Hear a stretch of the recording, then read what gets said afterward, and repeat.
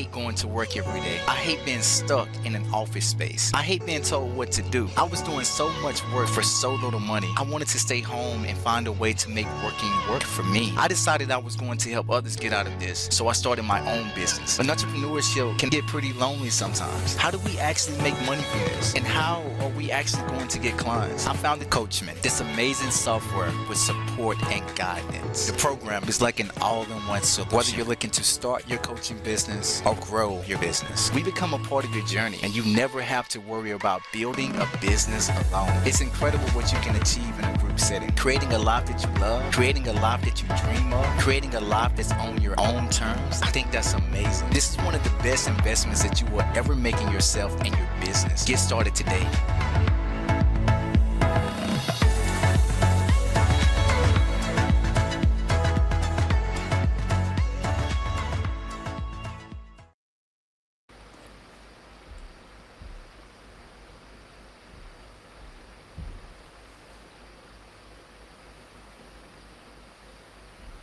Hey guys, how you doing? Welcome back to Heaven's Entrepreneurs TV. I've got my boy Ira Curry in the building today, and guys, this is going to be a very interesting conversation that we're going to have. Okay, we're going to go a bit deep. We're going to heal some hearts. We're going to get a bit of understanding, a bit of revelation. Why certain things happen for our business, and how to actually navigate that so that we can still move forward. Okay, so I'm going to welcome Ira onto the stage real fast. Hey brother, how you doing today? Chris, what's up, man? Not much, man. I'm feeling so much peace and presence of the Lord today, and I think it's gonna be a really cool, chill talk with you. So yeah, man. How's everything going? Man, today is good. I'm super grateful to be here today, especially talking about this topic, man. I'm Mm, excited to jump in because I think a lot of people are dealing with this today, and I think it's yeah, something that people need to know how to navigate through. So, yeah, for got sure. my boy, we in here. So guys, we are talking about handling disappointments and setbacks in your business and also your life. Um, but how do you trust God in the process? When all of these things happen. And so, yeah, we're gonna really dive deep into that. So, my man, I know that God has had you build out so many things, and it's so intricate, the things that you do. So, surely you've had tons and tons of mistakes in the process, setbacks, of course, people who, you know, abandoned you and things like that. And I really want to dive into that today. So, yeah, just as we dive into that, is there anything that you'd like to share that's really gripping on your heart at the moment regarding that? Yeah, I think setbacks and disappointment, I think is a part of the journey of elevation. And I was talking to someone about this the other day. It's like Mm, the higher we go, the more setbacks, trials, the bigger the trials and like all of that stuff is, man. And I think it's a part of the process, but I think we learn so much within mm, that process as to how to navigate through it. So yeah, yeah, it's so many challenges. yeah. Yeah. We always talk about like the wilderness period, and Yeah. the training period, we call it. What did that look like for you? Wilderness, man, it looked deep. It looked like me being in a situation where I couldn't move until God said move, you know? Mm, So in my wilderness, it was a lot of time with God, right? It was a lot of mm, time with reading the Bible and fighting off the devil and a lot mm, of spiritual warfare. And I think as I reflect back to those moments of being in the wilderness, it was a moment where I connected with God the most. Like I yeah. built a solid relationship with God. I Mm, didn't need him to tell me to pray because man, the devil was like coming after me, guys. So I yeah. had to constantly be in the secret place. As I reflect back in my time in the wilderness, what I was so unthankful for before, I was so appreciative once I got up out of it because it taught me how to pursue God in an unselfish way. It Mm, taught me lessons that I would have never learned had I not went through the wilderness experience. I learned yeah. things like how to say no to the things that God is asking you to let go of, and Yeah. why it's so important that when God gives you a promise, you release that promise when He asks you that promise back. Mm, And so it was a ton of lessons, and I know we're going to get into a lot of those different lessons today, but the wilderness for me is something that I'm so excited that I mm, experienced. And as I made that transition out, I saw the big picture as to why God would allow me to suffer during that yeah. period of my life. This is something that's really coming to me at the moment. What about people who have had these kind of issues, and even beyond that, they went into states of depression? Like I'm sure that you've experienced those kind of moments. Yeah, how did you really handle that? With depression, I think I had to continue to pray. For me, that looked like Yeah. praying in the spirit. And so I would confine myself to a room where I would pray 3 hours per day because our peace comes from our prayer life.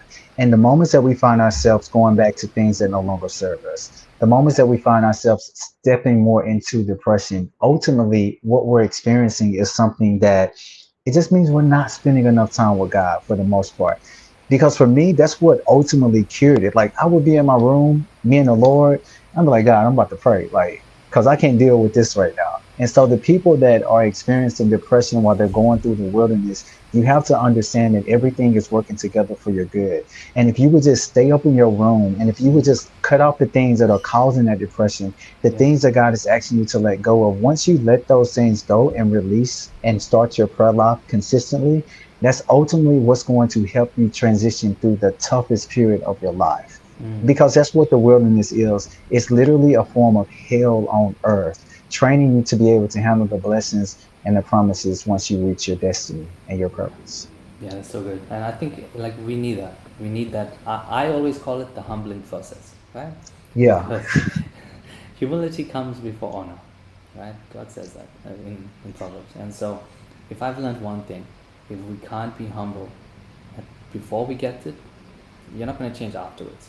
You know, when money comes, money just multiplies what is already within you. And if you're already lavish with things, you're already some person who just is wild about things, that's only going to increase. And so when God really humbles you, he strips you bare of everything so that he's able to just have you refined and purified. And so when the multiplication comes, the money comes, the resources, the buildings, the people, you know how to manage it correctly, especially people. You need to manage people correctly. So yeah, I feel like this topic is going to be very deep today. Okay, so Yeah. I really would love for you to talk about some of the setbacks that you've encountered, um, and also like sometimes you think we've heard God correctly, but we may have missed it as well. You know what I mean? And that creates another setback. So Mhm. yeah, just talk to me a little bit about some of the things you went through. So I think what appeared to be a setback isn't necessarily a setback at the time when we experience it. It looks Yeah. like it's a setback to us, but ultimately it's setting us up for the comeback. And you can't get the Mm. comeback until you've been in a situation where the setback looked like it was destroying you, where it looked like it Yeah. was taking you to a period of hell.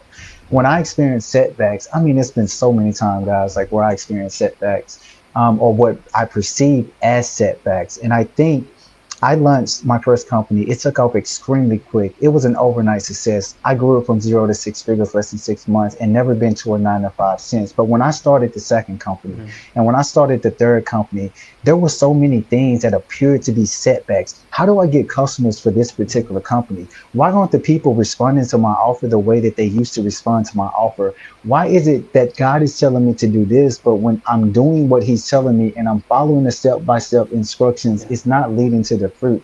Anybody ever been on here before? Y'all can let me know in the comments if you're watching this on replay.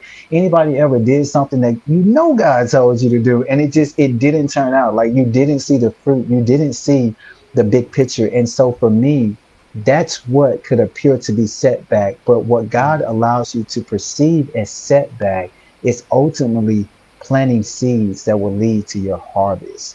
I'm thinking Wow. about the businesses I've created. I'm thinking about the relationships that I've invested in. And I'm Mm. thinking about how sometimes, man, those things, they look dead. Like they look like it wasn't going to happen. Right. But what I would say to people that are experiencing setbacks right now is that you have to stay strong. You have to hold on to the promise Mm. because there's going to come a time when you actually get the promise and you're going to start to understand why everything that you experienced looked like a setback. God was planting a seed all along. If Yeah. it was a business, the people that said no to your offer, it didn't mean that they wasn't meant for your offer. It just didn't mean that they wasn't ready for your offer. For the people that are in relationships and they're stepping into something new, and it looks like, man, I know God told me to get into this relationship. Maybe God wanted you to experience something so that you can have a testimony in the beginning of the relationship so that ultimately you would appreciate that thing a little bit more. You would love that girl a little bit more. You would love that man a little bit more. You would make that kingdom spouse something that you would have never made that kingdom spouse had you not went through those experiences Yeah. before you really got into the Yeah. promise. And so I like to look at setback as something that's setting you up for success. And the key to get through those setbacks is continue doing what God is telling you to do. Yeah. Wow. This is deep, man. You know, my mind Yeah. just went straight to like kingdom spouse kind of stuff, and we've learned so many things in previous relationships and things like that, and you take it to the one that God truly wants for you, you know. And sometimes it's a journey to meld things together, you know. So, what has that looked like for you in your business? You know, because you've had so many kind of things happen in previous businesses, and now you form like the latest thing that you're doing at the moment, right? Is like, what are some of the things that you are making sure not to happen again for that? I think for me, I'm making sure that I'm not hanging on to things that no longer serve me. I think for me, I'm making sure that I'm not making an idol out of the things that God has given me. I think for me, I'm making sure that I am connected and I am attached to the promise keeper and not the actual promise. If you're God, if you're going to give me a business, I'm not connect. I don't care if it's coaching. I don't care if it's, Ira Curry coaching. I don't care if it's Ira Curry consulting. I want the promise. The promise was the business. It was never the name of the business. Mm. The promise was the marriage. The promise was the spouse. It was never the name of the spouse. And if God can't do it, if he's not willing to do it through this person, then I have to be flexible to know that he'll do it through another person. Yeah. So letting go of things that no longer serve me. When God says release it, let it go so we can get our peace back. How Yeah. many of you guys right now in the comments, how many of you guys struggle with letting go of things, right? Like that thing that God asks you to let go of, that thing that God is telling you to like release yourself from. Because it can be so hard, right? Like we get these promises. They may come in the form of businesses, they may come in the form of relationships, and we feel like we need that. We feel like we got to have that. And I just hear God saying, don't get attached to the promise, get attached to the promise keeper. Because when you put the promise keeper in the middle of you and the promise, that's how you're not going to get stuck in that situation where you feel like, man, I can't do without it. Now that God is asking me to let go of it. That's how I deal in that situation. So Yeah. powerful. So, how would you know? Okay, so let's say in your business you are having so many struggles, right? Things are not working out.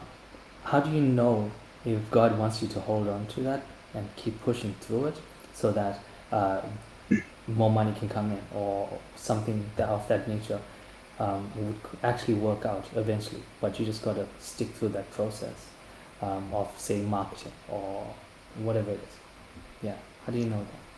Is that feeling still there? Is it will it not go away? Like, do something keep pulling you back towards it? Like, is Yeah. something saying like, don't give up? Like, keep hanging on. Like, yeah, I know it looks like you're going through hell right now. I know it looks like it's not working. I know what I'm telling you to do isn't making sense. But if there's something pulling you back to a thing, when you don't try to walk away from that thing, or when you find it very, very hard to like walk away from that thing, then now there is a point where you can't be delusional. Like, because you have to be able to discern what you're hanging on to versus what God wants us to hang on to. And I think the key with really making that connection is in prayer. Guys, you got to stay in the prayer closet. You got to be constantly praying in the spirit. Because when I'm praying in the spirit, I'm ultimately allowing my will to sacrifice for God's wills. Now he has permission to come in and change my desires. He got permission to come in and change my heart, my mindset, the way I look at situations. It's almost like, the witches, they do witchcraft. But the people of God, we pray in the spirit. And so God is a gentleman. He gets our permission before he ultimately allows him or to propose his will on us. So I think it's so important to stay in prayer, because as you stay in prayer, you're going to get the clarity that you need. And that's what I would say on that. Yeah, You the know, prayer you is a mentioned a big word, thing. man. You mentioned a word, delusional. That has been, since this podcast started, for some reason it kept playing in my mind. And then you said that word. And I was like, Wow. And I never say wow, that I'm word, pretty, just so you yeah, you know. don't say that word. I've never heard you Like, say where'd that that come word from, before. bro? Never ever heard you say that word before. And so I know that God is trying to lead us out of thinking something is meant for us or holding on to something, and we've deluded ourselves into thinking, yeah, just keep holding on or whatever it is, right? But how do you even navigate that? Like, how do you listen to God for that? What does His voice even sound like in that moment, so that you can trust Him? He's speaking through the circumstances. He's speaking through your situations. There are things that you know internally that we're not strong enough to admit. And you have to be able to look at your environment. Like if I'm in a relationship with someone that's obviously causing me pain, if this has been going on two months, okay, let me keep working with this thing. I know I got to work with my woman a little bit before I give up. If this has been going on 6 months, okay, well maybe God, I don't know what's going on here, but let me keep working this thing. I'm a man. I'm not gonna give up on this woman. Like if it goes on for years and years and years and you get confirmation, that confirmation may look like people saying, man, you need to let that girl go. Man, you need to close that business. And you want to look at all of these things, right? Like, am I doing something that's causing me misery? Because even when God is moving you to stay in a relationship that's broke, even when God is moving you to stay in a business that has failed, there will be a desire in you to continue to do it. Like you will be excited to go through the hell that you got to go through before you get to your destiny.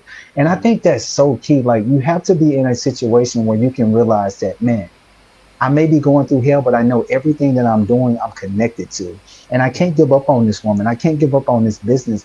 And it's that thing that God won't allow to let it go. But when we find ourselves in that situation, like, man, I'm still trying to make it work with this girl and it's not working. I'm still trying to make it work with this business and it's not working. And I don't even have the desire to do it. God is in my outside circumstances is telling me it's making my life worse. That's a clear sign that God is speaking through his creation. He's speaking through the people that are coming to you. He's speaking through the books. He's speaking through the things that you're reading. And we have to be strong enough to release our soul from that attachment. That's the key. You're talking about both relationships and business at the moment, right? But it's like you have such a relationship with your business, right? It's like how like you would nurture a woman, right? You would nurture your spouse, and vice versa for a woman to a man, right? And so yeah, your business is like you're married to it, right? And so when certain things don't work out, right? Like how do you know when God is trying to get you to change it up? Instead of saying let it go now, he's saying change it up in the business. Do you understand what I'm saying? Yeah, very good. So let me come in on that. So when God is telling you to change something within the business, if we're spending time in a prayer place, we're going to get the ideas, we're going to get the strategies, we're going to see that thing improving. Like we may not get to the ultimate fruit, but we are going to see that thing improve. We're going to see some type of progress. Yeah, baby, I know we may be struggling in this area, but in this area over here, this thing is starting to progress. It's starting to move up. Yep, business. I know we don't have the profits that we want to make, but I'm still seeing a little couple customers trick in. Plus, I still have a natural desire to actually do this thing. I still wake up every day ready to make it work, even if it's not working. And whatever that looks like for you guys, you got to see some type of progress continuously. When it's dead, when it's dry, when you continue to go back to the same thing and it's still no longer serving you, that's a clear sign that God is not in it. And he's asking you to let go of it. And as soon as you let go of it, he's going to release you into the thing that it is time to let go of. So I encourage you guys who are experiencing this, start looking for progress in what you're struggling with. If you have a business, yeah, you may not have the profits you want, but are you still waking up with some type of energy to continue to move forward each day, or are you forcing yourself? If this is a relationship and you may not have the process you want, yeah, I know we're struggling with this. I know you're not doing what I need you to do in this area, but what about this area? This is where we're winning at. I'm still waking up. I'm still committed to this thing. And I think that's the key. Look for those little progresses and see if you're still able to fight for it. Because when we lose our will to fight for the thing that we once was promised, it's time to go. It's time to get out of there. There's a new promise away. This is really good, man. This is very deep right now. This is very, very deep. Are you on mute? I don't think I'm on mute. Can you hear me? Can you hear me, man? Maybe check your audio. Guys, can you still hear me?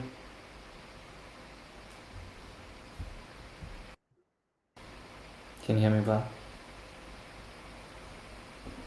Okay, let's try again. Can you still Making hear sure me? Can you hear me?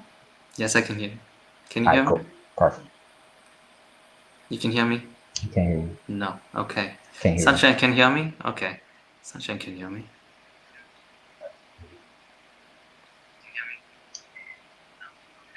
Okay. Can I they hear think, you? yeah, these guys can hear me. All right, let me. It's all good. All right, give us a second, guys. We're just having some technical difficulties.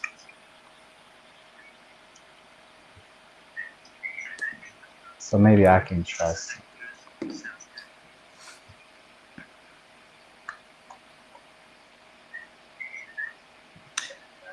Okay.